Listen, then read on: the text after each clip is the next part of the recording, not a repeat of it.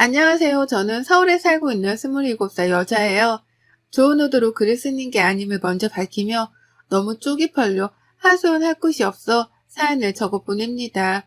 꼭 사연이 채택되었으면 좋겠어요. 인생 선배님들의 진심 어린 좋은 댓글도 필요로 하고요. 저는 한마디로 사고쳐서 결혼한 케이스입니다. 대학교 2학년 때 임신을 하게 되면서 학교를 휴학하자마자 결혼을 했고요. 그 후 대학은 어찌저찌 졸업을 하긴 했으나 애를 낳고 나서부터는 애를 키우고 산 기억밖에 없네요. 그래도 결혼 6년 차라며 예전만큼 낯설어 힘들어하는 일은 없고요. 제가 사연을 적게 된 이유는 애 키우는 게 힘들거나 유별나서가 아닙니다. 주제 파악을 하지 못하는 제 젊은 시어머니 때문이죠. 미리 말씀드리자면 저희 시어머니는 정말 어리세요. 저도 사고를 쳐서 아이를 낳기는 했지만 저희 시어머니는 저보다 더 어린 나이였던 19살에 사고를 치고서는 남편을 낳으셨답니다. 남편이랑 제가 1살 차이니까 시어머니는 저랑 19살밖에 차이가 나질 않으셨어요. 그러니까 아직 반백살도 살지 않으신 젊은 어머님이셨답니다. 제가 임신을 했었을 적에 어머님은 본인도 아이를 일찍 낳았는데 아무런 문제가 없이 잘만 키우고 살았다며 적극적으로 저를 위로해 주셨어요. 지금 당장이야 앞이 막막하고 큰일이 난 것처럼 느껴질 테지만 아이를 낳고 살아가다 보면 이게 얼마나 별일이 아니었는지를 알게 될 거라며 좋은 덕담도 많이 해주셨고요. 당장에 저희 부모님으로부터 원망과 미움을 사고 있었던 저는 위로해 주시는 어머님이 정말 신적으로 느껴졌었답니다. 꼭 성모 마리아를 보는 듯이 시어머니를 바라볼 때면 어머님 등 뒤에서 빛이라도 나는 듯 했어요. 그 정도로 저는 어머님이 좋았었답니다. 그래서 결혼을 하고 처음 2년 정도는 시댁에서 지낼 요랑으로 시댁에서 학교살이를 시작했었는데요. 너무 가까이 그리고 매일같이 서로 얼굴을 보며 살아서였을까요? 저는 슬슬 시어머니에 대한 실망이 커져갔고 그도 모자라 부끄럽기까지 하며 뭔가 수모를 견뎌내야 했답니다. 수모 따위를 안 겪고 살려고 해도 어머님이 자꾸 일거리를 만들어내시는 바람에 제가 민망스러울 수밖에 없는 상황들이 연속해서 일어나곤 했어요. 예를 들면 같이 사는 내내 장이라도 보러 갈 때면 어머님이랑 제가 꼭 같이 집을 나섰거든요. 식구가 늘어났기에 어머님 혼자 나갔다가 장바구니를 들고 오는 게 무리여서 제가 선뜻 도와드리고자 함께 나선 것이었습니다. 그런데 정말 전 태어나서 이렇게 목소리가 큰 사람을 처음 봤어요. 목소리뿐이게요. 뭐든 자기 주장이 맞다며 큰 소리로 떵떵거리며 우겨대는데 이렇게 고집이 센 사람은 정말 살다 처음이었습니다. 시장에서 사장님이 물건에 대해서 설명을 하면 어머님은 늘 의심이 가득한 표정으로 쳐다보면서 아닐 텐데, 아닌데, 그렇게 안 보이는데 라는 대답으로 싸움을 거셨어요. 본인이 시장 사장님보다 물건에 대해서 아는 게 더 많다고 생각을 하신 거죠. 그러면 사장님은 국내산을 국내산이라고 해도 뭐라 하고 국외산을 국외산이라 해도 뭐라 한다며 저희 시어머니랑 격양된 채로 말씀을 나누셨고 그 끝은 늘 싸움이었습니다. 한마디로 시장 바닥에서의 싸움이었죠. 시비는 누가 봐도 저희 시어머님이 먼저 거신 것이었고요. 매번 장을 보러 가는 매주 혹은 격주마다 이런 일이 생겼습니다. 그쯤 되면 시장 입구에서조차 서 있는 게 쪽이 팔려서 안 갈 법도 한데 저희 어머님은 창피한 것 하나 없다며 아주 당당하게 시장으로 직진을 하셨어요. 오늘은 좀 다른 곳으로 장을 보러 가실 법도 한데 바로 저번 주에 말싸움을 한 시장 아주머니가 계신 곳으로 또 장을 보겠다며 직진을 해서 가시더라고요. 그 덕에 온 시장 사장님들은 저희 어머님을 무슨 원수 보듯이 쳐다를 보셨고 괜히 옆에 서 있던 저도 같이 회기는 것도 같은데 장보러 나서는 길이 그보다 끔찍할 수는 없었답니다. 언제까지 이러고 살 수 없다 싶은 마음에 몇 달 이 짓을 겪다가 그 후엔 저 혼자 장을 보러 나가기 시작했어요. 아예 어머님께 말도 없이 나가서 한 주 동안 먹을 장을 혼자서 사올 때도 있었고요. 그렇게 나름 저만의 노하우를 쌓아가면서 진상을 부리려는 어머님을 제 선에서 차단해가는 법을 터득했습니다. 하지만 그걸로 끝이었음 제가 분가를 하지도 않았을 거예요. 그 밖에 동네 이웃들한테도 별소리가 아닌데 층간소음이라며 집에서 쓰는 빗자루를 들고 쳐올라가질 않나. 집 근처에 산책로가 있는데 담배도 안 피우면서 어디서 가래가 그렇게 나와서는 계속 퇴퇴하고 뱉어버리시질 않나.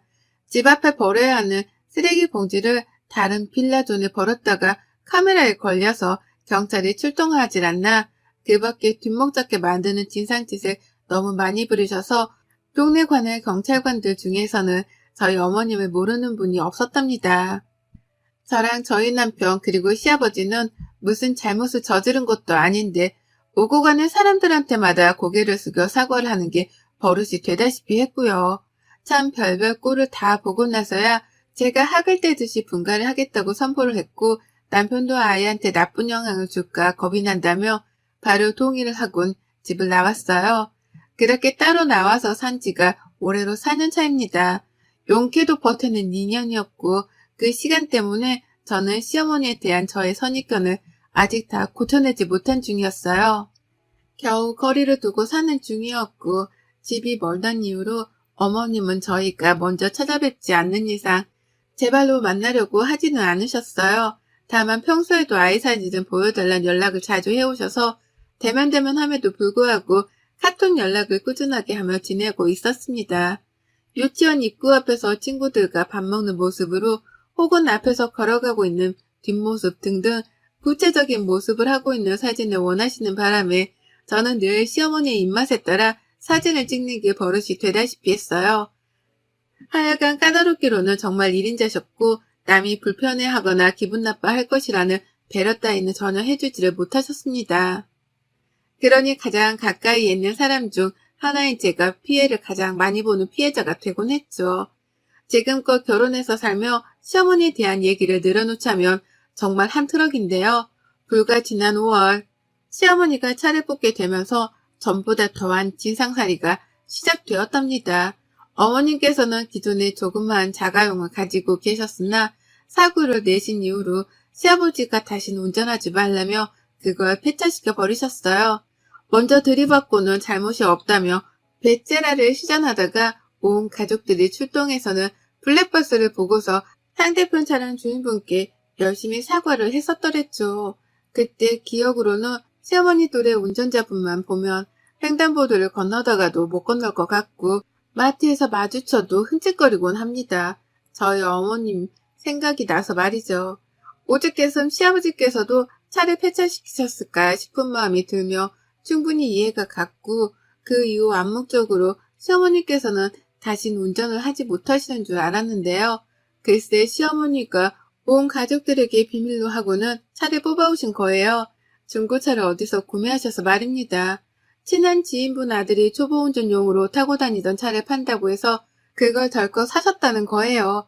결국 그 바람에 어머님은 다시 차를 몰게 되셨고 저는 어머님의 조수석에 앉아 시어머니를 감시하는 역할을 맡게 되었답니다. 시아버지랑 남편이 부탁을 하셨거든요. 평일 대낮에 집에 있는 사람이라고는 저 하나뿐이니 저라도 어머님이 운전을 하실 때 옆에 꼭 붙어서 엄한 사람이 다치거나 욕먹지 않게 해달라고 말입니다. 운전을 어떻게 하는 건지 잔소리를 팍팍 해가면서라도 시어머니 버릇을 좀 고쳐놓으라고 말이죠. 저라고 별 수 있겠나요? 이미 진상 부리는 행동이 몸에 배어버린 사람인데 제가 옆에서 잔소리를 한다고 해서 뭐가 나아질 분은 결코 아니셨습니다. 다만 제가 그렇게라도 옆에서 눈치를 주면 어머님이 최소한 눈치를 보는 척은 하실 줄 알았네요. 이미 교통사고를 한 번 내신 분이니까 운전을 하면서 전보다는 더욱 조심하실 거라고도 예상을 했고요. 하지만 이런 당연한 저의 예상은 완벽하게 빗나가 버리고 말았습니다. 사고를 내본 사람이라면 더더욱 주변 차량의 존재에 신경을 쓰고 사소한 것도 조심스러워하면서 할 텐데요. 저희 어머님은 정말 예상을 빗나가셨죠. 인도 앞에 서 있으면서 멀쩡히 인도를 지나가는 사람한테 빨리 지나가라고 클락션을 울렸던 날엔 저 진짜 조수석에서 쥐구멍이라도 숨고 싶었어요. 지나가는 행인이 여학생이니 망정이었지 어디 깡패라도 지나갔다가 그 꼴을 당했으면 가만히 있었을까요? 그런 생각을 하니 진짜 조수석도 앉아있을 곳이 못 되었습니다. 하지만 이게 끝이 아니었어요. 사고를 냈었으니까 내가 이제 절대로 과속은 안 할 거야. 라고 하면서 느리게 가속 페달을 밟으셨는데 그게 어찌나 느리던지 오고 가는 주변 차량들의 진로까지 방해를 한 겁니다. 그래서 제가 조금 빨리 가거나 아니면 아예 빠져서 비켜주라고 말씀도 드려봤지만 어머님은 이렇게 대답을 하셨죠. 지들이 알아서 가겠지. 라고요. 뭘 말씀드려도 자기 알 바가 아니라고 귀를 닫으셨습니다. 오고 가는 차량들이 운전을 똑바로 하라면서 클락선을 내내 울리는데도 아랑곳하지를 않으셨어요. 오히려 귀따갑게 자꾸 빵빵거린다면서 한 분은 창문을 열고 가운데 손가락을 찍혀 올려 버리셨습니다. 아, 그때 그 순간은 정말 제 인생 최악의 날이었습니다. 온 차들이 저희를 지켜보는데 작은 차 안에 운전자가 당당하게 가운데 손가락을 찍혀 올리니 저 멀리 있던 차량의 아저씨까지 창문을 열고는 소리를 지르셨어요. 운전 똑바로 하라고 말이죠. 흔히들 들어봤죠? 아줌마가 집에서 밥이나 차릴 것이지 왜 나와서 운전을 하냐는 말입니다. 전 이런 얘기가 90년대나 일어나는 말인 줄 알았는데요. 저희 시어머니 때문에 한 번도 아니 여러 번을 들었답니다. 운전 똑바로 할 거 아니면 집에 가 밥하라 소리를 귀에 딱지가 나도록 들었네요. 그 바람에 제가 시어머니를 부여잡고는 도대체 왜 이렇게 운전을 하는 거냐면서 미치도록 화를 낸 적이 있었어요. 도무지 화끈거리는 얼굴을 도로 위에서 들고 다닐 수가 없으니 이렇게 운전을 할 거면 차라리 내려달라고 말이죠. 그러자 저희 어머님 버스서는 정류장에 떡하니 들어가서는 저를 내려주시더라고요. 그리고는 창문을 내려서 어디 버릇없게 시어머니한테 내려달라 말아야 내가 네 개인 택시기사냐? 라고 욕을 쏘아대셨답니다. 버스를 기다리는 승객들이 와르르 서 있는 정거장이었는데요. 모두가 저와 시어머니의 싸움을 목격했어요. 어머님은 욕만 남기고 호련히 그 자리를 떠나셨고 저는 혼자 남아 떠나가는 시어머니의 차량을 지켜보며 붉어지는 얼굴을 숨기고 가느라 애먼 머리카락만 잡아 뜯었네요. 혹시나 아는 사람이라도 만날까 싶어서 두근거리는데 내가 언제까지 이러고 살아야 하나 싶어 숨이 턱 막히기도 했습니다. 그러나 결국 언젠가 사고 칠 거라고 예상했던 어머님이 치고야 마셨어요. 고 기다리던 그 사고를 정말로 쳐내신 겁니다. 그날따라 왠지 시어머니랑 차를 같이 타고 싶지 않았는데 어머님이 애사진을 보여달라고 전날부터 닥달을 하시다가 자연스럽게 시아버지가 병원을 가셔야 한다고 말씀을 하셨어요. 어머님 혼자 가는 거라면 제가 그냥 알아서 가라고 했을 거지만 시아버지가 가신다고 하니 괜히 신경이 쓰이더라고요. 그래서 애를 유치원에 보내놓고 시어머니 댁으로 찾아뵈었습니다. 시아버지께서는 나가는 순간부터 시어머니 차를 타기 싫다면서 입이 대빨 튀어나오셨어요.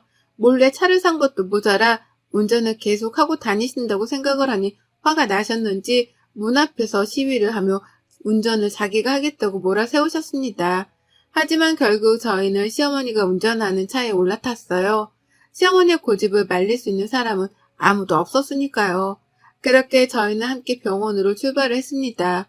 다소 불안한, 하지만 일단 가벼이 마음을 먹고 차에 올라탔는데 한 15분쯤 갔을까요? 지금도 그때 생각만 하면 식은땀이 순간 스쳐 흘러내리네요. 아버님이랑 대화를 나누며 최대한 긴장하시는 아버님의 마음을 풀어드리고 있던 그 찰나 갑자기 쾅 하는 소리와 함께 세 사람 모두가 앞쪽으로 쏠렸습니다.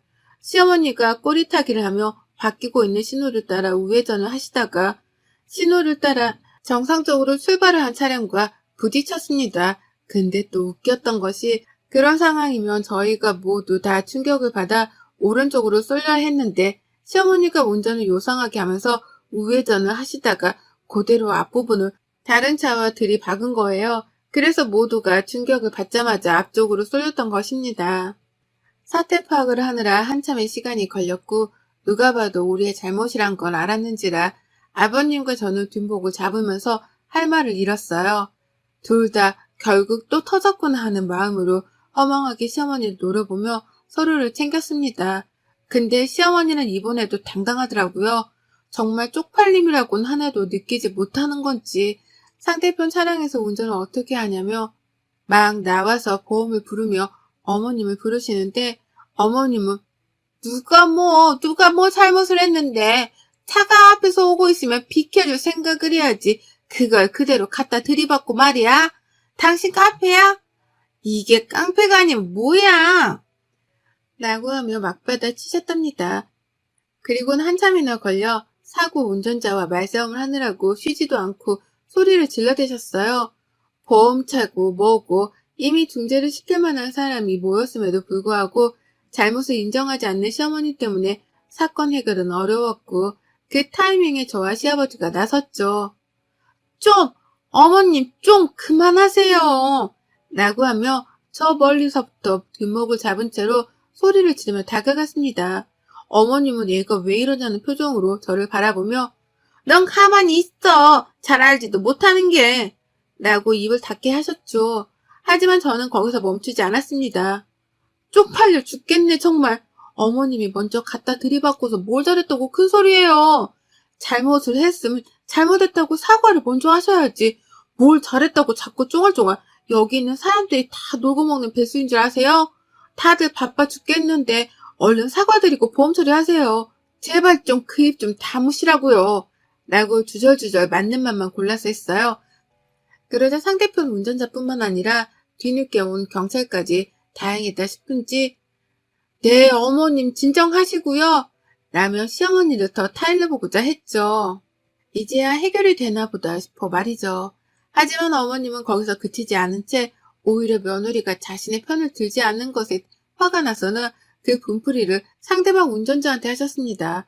살짝 욕이 올라왔다가 결국 튀어나와 뱉어졌고 그 바람에 빡쳐버린 상대 운전자분이 결국 용서는 없다며 서로 고성방가를 오가며 삐떠지게 말싸움을 했습니다. 그리고 전 그 상황에서 시아버지고 뭐고 아무것도 보이질 않았고요. 그저 죄 없는 사람이 피해만 보지 않았으면 하는 마음에서 경찰분께 이실직고를 했답니다.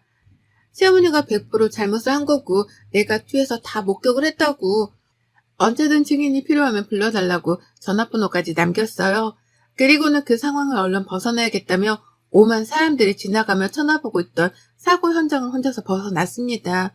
정말 지옥과도 같은 시간이었네요. 시어머니는 제가 한참 멀리 떨어져 가고 나서야 며느라, 야 너 어디 가? 놔두고 어디 가냐니까? 라며 불러대셨어요.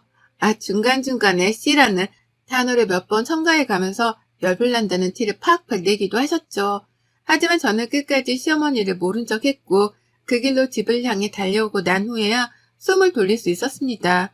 내가 다시 시어머니의 차량에 올라타면 사람이 아니라는 생각으로 시어머니 번호까지 단박에 차단을 해버렸어요. 남편한테도 바로 사실을 털어놓으면서 어머님이 또 길 한복판에서 멀쩡한 사람을 쳐놓고서 발뺌하는 대형 사고를 쳤으니 그런 줄 알라 경고도 남겨놨고요. 남편은 또 우리가 사죄를 해야 할 일이 생긴 거냐면서 너무 속상해했습니다. 도대체 나이를 먹을 대로 먹은 사람이 왜 그 모양인지를 모르겠다며 억울해하기도 했고요. 하지만 저는 당장에 남편 속마음을 들어줄 여유가 없었어요. 시어머니가 사고를 내긴 냈으나 그 충격으로 인해 앞으로 쏠릴 뻔하기도 했고 사고 후유증으로 마음이 계속 두근거리는 것이 기분이 너무 안 좋았거든요. 일단 저도 휴식을 취해야 했기 때문에 시어머니를 완전히 무시하고 모른 척하며 안정을 취했습니다. 그리고 그날부로 정확히 하루 뒤 주말에 남편한테로 시어머니 전화가 걸려왔어요. 근데 시어머니가 울고불고 난리도 아닌 채로 전화를 받으시는 거예요. 왜 그러나 싶어서 귀를 쫑긋거린 채로 들어봤더니만 세상에 어머님이 사고를 낸 그 당일 정말 많은 일들이 있었더라고요. 제가 시아버지고 뭐고 다 버려둔 채로 혼자서 집으로 도망쳐 온 후 말입니다. 제 딴에는 시어머니를 모른 척하며 무시하기 위해서 혼자 도망을 쳤던 건데요. 글쎄 저희 아버님은 아버님대로 혼자서 그 길로 도망을 쳤다는 거예요. 그러니까 제가 제 집으로 도망쳐 나온 그 사이 아버님은 그 길로 또 혼자 택시를 잡고 바로 가려던 병원으로 가셨다는 겁니다.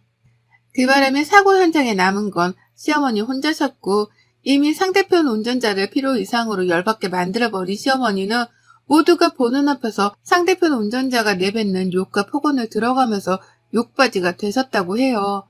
엄밀히 말하면 시어머니가 잘못을 저지르고 이 모든 상황을 만든 장본인이니 욕바지라고만 표현을 할 수는 없지만 그 상황에서 자신의 행동에 대가를 치르신 건 분명해 보였습니다. 그 길로 충격이 크셨지만 진정을 할 새도 없이 어머님은 경찰서로 끌려가셨다고 하고요. 상대편 운전자분이 괘씸하다며 정신적 피해보상까지 요청을 하게 되며 이 일은 소송으로까지 번지게 되었다고 하더군요. 그런데 아무리 전화를 해도 아무도 안 받고 시아버지도 집을 나가버리셔서는 어제 하루 집에 들어오지를 않았다며 겁에 질려 하기까지 하셨답니다. 네, 그렇습니다. 저희 시아버지는 그 길로 병원을 갔다가 집으로 돌아가지도 않은 채 동생분이 사시는 집으로 가서는 외박을 하셨다네요. 저는 저대로 시어머니 번호를 차단하고 더러워 안 본다며 모른 척을 했었고요.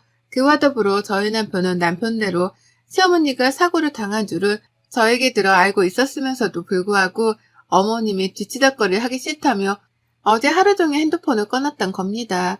결국 외동아들 하나만 키우시는 저희 시어머니는 아들에 이어서 남편, 며느리까지 아무도 자기의 전화를 받지 않으니 경찰서에서 꼼짝없이 혼자 앉아 그 엄한 벌들을 두드려 받고 나오셨다네요. 상대방 운전자가 고소를 한다며 변호사까지 선임을 하는 사이 자기는 혼자서 아무도 없는 곳에 앉아 하염없이 가족들을 기다렸다면서 울며 전화를 해서는 따지는데 진짜 속으로 꼬셔서 죽는 줄 알았어요. 어찌나 서럽게 울면서 어디 있었냐고 저희 남편을 찾는데 남편은 시어머니가 우는 걸 들으면서도 아무 감흥이 없어 보였답니다. 오히려 또 저러신다면서 그래서? 아, 그래서 뭐? 라고 퉁명스레 대답만 했고 시어머니의 반응은 뜻밖이었어요. 그렇게 남들한테는 진상이란 진상짓을 잘도 부리더니 자기 아들한테 받는 무시와 멸시는 참기 힘드셨던지 더욱 크게 웃으며 대답하시더라고요. 내가 잘못했어. 내가 잘못한 거야. 다시는 안 그럴 거야.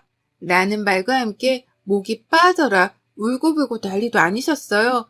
생전 처음으로 시어머니 입에서 잘못이란 말이 튀어나왔고 그 말에 퍽 놀란 저희 부부는 다소 난감하긴 했으나 이때라도 버릇을 단단히 고쳐드려야겠다는 생각에 일단 전화는 끊어버렸습니다.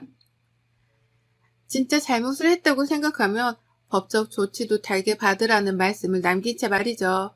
결국 진상 부리기 좋아하는 우리 어머님은 민폐 운전의 끝판왕을 선보이다가 피해자한테 욕이란 욕도 먹고 고소도 당하고 경찰서도 끌려간 걸로도 모자라 자식 배우자 며느리한테 무시까지 받는 최악의 결말을 맞이하셨답니다. 지금도 시아버지는 동생분 집에 계시면서 집으로 돌아갈 생각을 안 하고 계시고요. 저희 부부는 시어머니 연락을 일절 무시하며 버티고 있어요. 어떻게든 혼자 해결을 하게 만들어야지만 깨닫는 게 있을 거라면서 최선을 다해 어머님 연락을 끊어내는 중입니다. 뭐 어쩌겠어요. 평소에 잘 행동하고 살았음 이렇게까지 모른 척 하진 않을 텐데 이게 다 어머님이 뿌린 대로 거두고 있는 거죠 뭐. 여러분의 생각은 댓글로 남겨주세요. 오늘도 시청해 주셔서 정말 감사합니다.